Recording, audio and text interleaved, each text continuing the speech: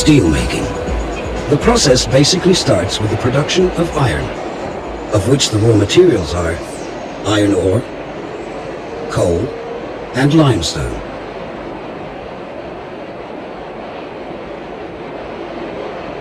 The iron ore is stored according to origin.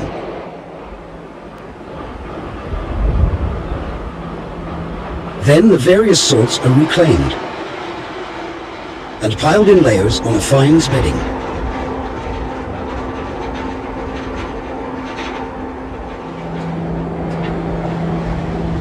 Before being transported to the next step in the process, the layers are mixed in the rotating drum of a reclaimer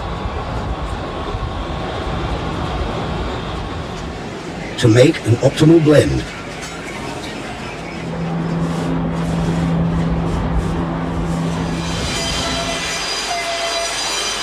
Via a transporter rolling over a furnace, the other raw material, the coal, ground to powder, is blown into the furnace.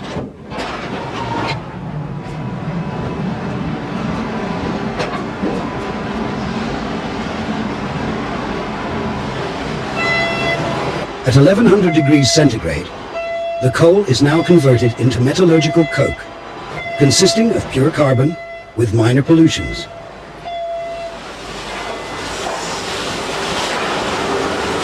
Removed from the furnace, the metallurgic coke is guided through a quenching station and will, after cooling, be screened into large-size coke, termed lump coke, later on to be used in the blast furnace, and small coke breeze, to be used in the sintering process.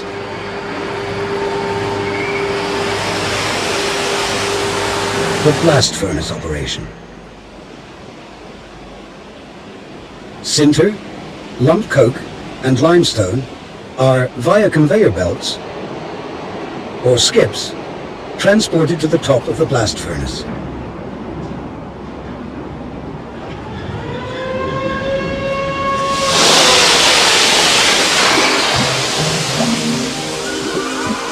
Iron ore is principally a compound of iron and oxygen.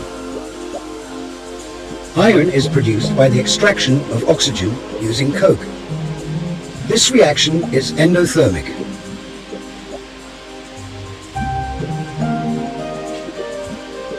To sustain the reaction, extra coke is injected together with hot air.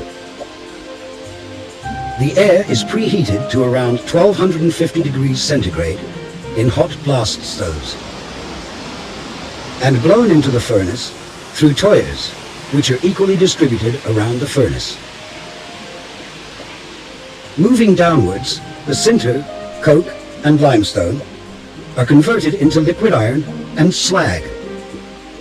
The iron, termed pig iron, is collected at the bottom of the blast furnace and tapped into a torpedo ladle.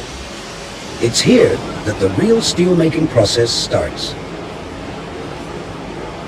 Beginning with a desulfurization process by injecting lime powder. To avoid loss of ductility at high temperature, a sulfur reduction to values lower than 0.010% is necessary.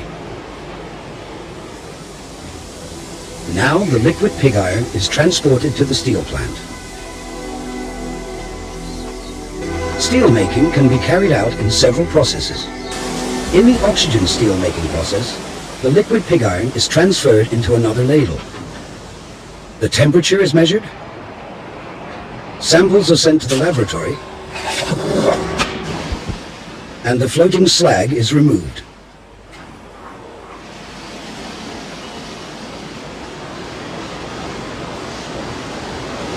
The liquid pig iron is now poured into a converter.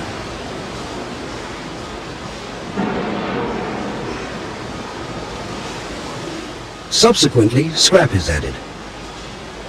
This is to control the temperature increase due to oxidation of impurities, mainly carbon and silicon.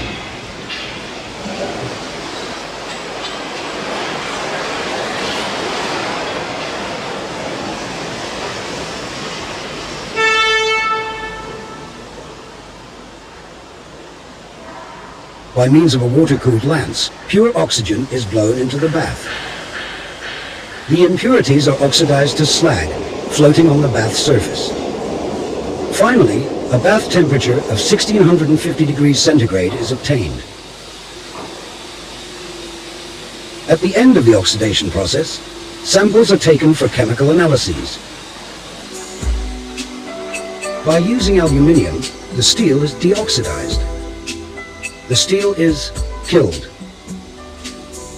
The aluminium associates with oxygen, improving ductility. These elements will be added during tapping of the steel from the converter into this huge ladle.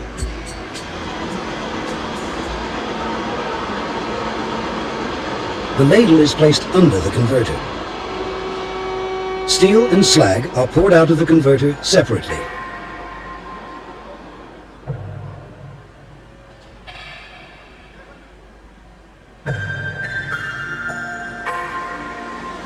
Tapping, first the steel,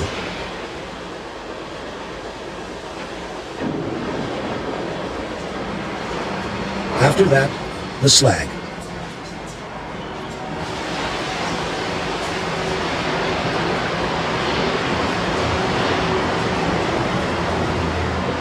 The liquid steel is then stirred using an inert gas, argon. This to ensure composition and temperature to be homogeneous throughout the ladle. In addition, the gas bubbles float out impurities, which are absorbed into the slag.